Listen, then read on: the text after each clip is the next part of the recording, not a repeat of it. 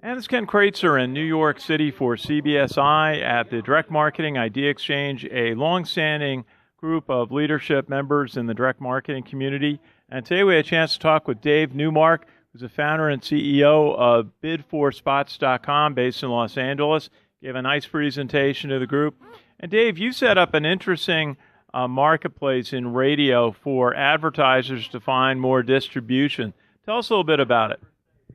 Well, Ken, thank you very much for this opportunity to talk about it. What we find is that small to medium-sized businesses or organizations, charities or service companies have a story to tell about their company or their organization, and they find that search gets them some amount of leads and traction, but they want to get into broadcast to get the word out more broadly. The challenge is the sheer number of radio stations they would have to contact and the cost associated with that. So what we've done is to try and monetize for stations their unsold inventory, and at the same time help these companies that are trying to get the word out by bringing down the rates through a unique reverse auction process.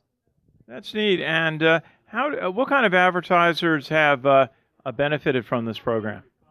We found that there's particular traction among service companies. For example, online dating has worked out quite well. Education services, financial services, all kinds of financial services, mortgage, insurance, tax help, and so forth.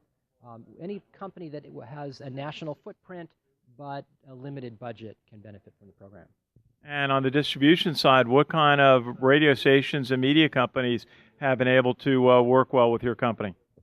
We work with about 2/3 of all rated radio stations. We're in every market in the United States, and these stations are very comfortable doing it. We've been doing it for about 10 years, and they love the chance to be able to monetize their unsold inventory.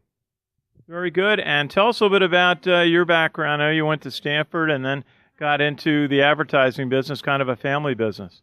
Yes, after graduating from Stanford University, I went into work with dear old dad in the ad business, and we focused on radio, and from that I started getting into endorsement radio, which my wife now runs that company and has made it quite large and successful.